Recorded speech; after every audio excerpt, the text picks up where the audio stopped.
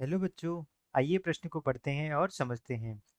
Lambda बटा 4 को कलांतर व समयांतर के रूप में तथा पाई बटे 3 को समयांतर व तरंग दैर्ध्य के रूप में लिखिए। तो प्रश्न में हमें दो भाग दिए हैं, जहां प्रथम भाग में हमने लैम्ब्डा बटा 4 को कलांतर तथा समयांतर के रूप में और पाई बटे 3 को समयांतर तथा तरंग दैर्ध्य के रूप में रखना है। प्रश्न को हल करने से पहले हम प्रश्न की मुख्य अवधारणा के बारे में जान लेते हैं।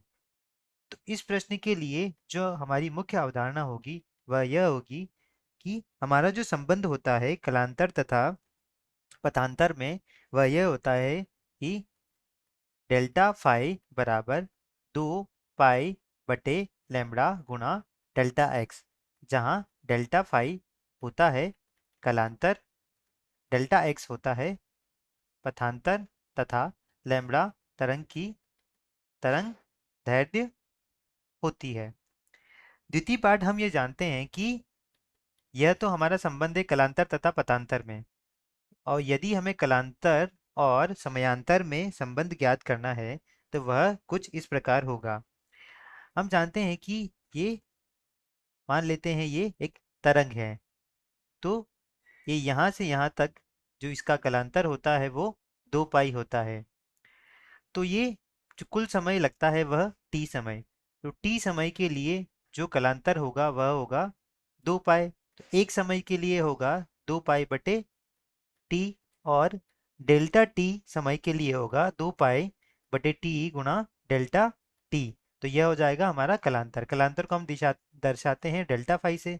तो यहाँ से जो कलांतर का मान आएगा डेल्टा फाई बराबर 2 पाई बटे टी गुणा डेल्टा टी। तो ये हमारा कलांतर हो गया, ये हो गया समयांतर। तो अभी हम यहाँ देखते हैं, इन दोनों सूत्रों का प्रयोग करके हम प्रश्न का हल ज्ञात करेंगे। सबसे प्रथम पार्ट में हमको लैम्ब्डा बटा 4 को कलांतर व समयांतर के रूप में दर्शाना है। तो हम प्रथम सूत्र का प्रयोग करेंगे, जहाँ डेल्टा फाई बराबर 2 पाई बटे लैम्ब्डा गुणा डेल्टा एक्स। तो यह जो डेल्टा एक्स का मान हमें दिया है लैम्ब्डा बटे 4, तो यहाँ से यदि हम देखेंगे तो डेल्टा एक्स का मान हमें दिया है लैम्ब्डा बटे 4।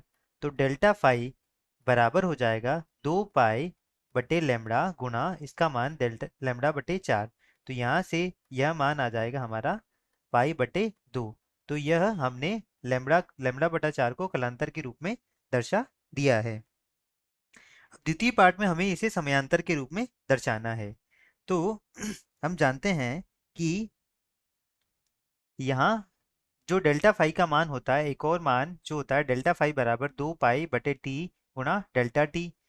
तो यहाँ से मैं लिखूंगा डेल्टा फाई बराबर 2 पाई बटे टी गुणा डेल्टा टी, और डेल्टा फाई का एक और मान होता है 2 पाई बटे लैम्ब्डा गुणा डेल्टा एक्स। तो इसे मैं लिख सकता हूँ 2 पाई बटे लैम्ब्डा गुणा डेल्टा एक्स बराबर 2 पाई बटे टी गुणा डेल्टा टी। यहाँ डेल्टा एक्स का मान हमें दिया है लैम्ब्डा बटे 4। तो यहाँ से 2 पाई से 2 पाई कट जाएगा, और 1 बटे लैम्ब्डा गुणा डेल्टा एक्स का मान हमें दिया है लैम्ब्डा बटे 4, तो यह लैम्ब्डा बटे 4 हो जाएगा, यह डेल्टा टी बटे टी हो जाएगा। तो लैम्ब्डा से लैम्ब्डा कटने पर तो डेल्टा टी का जो मान आएगा वह टी बटे 4 आएगा। तो यह पहले प्रश्न के हमारे पास दो उत्तर हो गए। पहला उत्तर यह हो गया, और दूसरा उत्तर हमारा डेल्टा टी बराबर टी बटे 4 यह हो गया। अब हम प्रश्न के दूसरे भाग की तरफ बढ़ते हैं, जहाँ पाई बटे तीन को समयांतर व तरंग दैर्ध्य के रूप में हमें दर्शाना है। अभी यहाँ से यदि हम देखें तो यह पाई बटे 3 हमारा क्या दिया हुआ है, पाई बटे 3 जो है वह कलांतर दिया है। पाई बटे 3 जो है वह क्या है, कलांतर दिया है। कितने समय के लिए, डेल्टा टी समय के लिए। तो यहाँ हम दोबारा वही सूत्र यूज करेंगे, डेल्टा फाई बराबर 2 पाई बटे टी गुणा डेल्टा टी। तो कलांतर का मान हमें दिया है पाई बटे 3। तो यहाँ से पाई बटे 3 बराबर 2 पाई बटे टी गुणा डेल्टा टी आ जाएगा। तो यहाँ पाई से पाई कट जाएगा, और डेल्टा टी का मान आएगा टी बटे 6। तो यहाँ हम दर्शा चुके हैं इसको, पाई बटे 3 को कलांतर के रूप में दर्शा चुके हैं।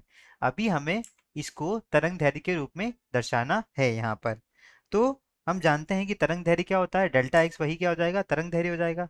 तो यह दूसरे दूसरे भाग का प्रथम उत्तर हो गया। अभी हम द्वितीय उत्तर पर चलते हैं।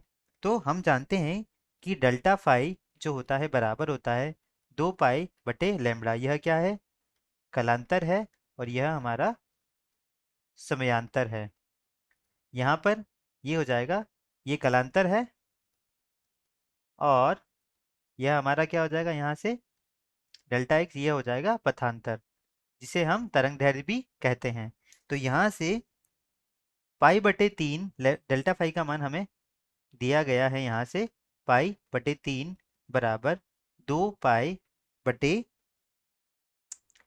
लैम्बडा गुणा डेल्टा एक्स।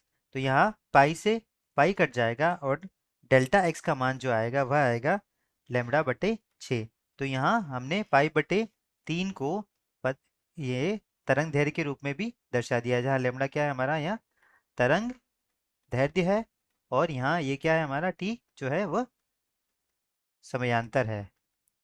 तो हमारे एक उत्तर, दूसरे भाग का दूसरा उत्तर यह हो गया। तो हमारे यहाँ चारों उत्तर आ चुके हैं, जहाँ हमने लैम्बडा/4 को कालांतर तथा समयांतर के रूप में दर्शा दिया है, और यहाँ पे हमने इसको समयांतर, ये हमारा समय हो गया, और ये हमारा क्या हो जाएगा, समयांतर हो जाएगा, समयांतर, और इसको तरंग दैर्ध्य के रूप में हमने दर्शा दिया है। आशा करता हूँ आपको समझ आया होगा। धन्यवाद।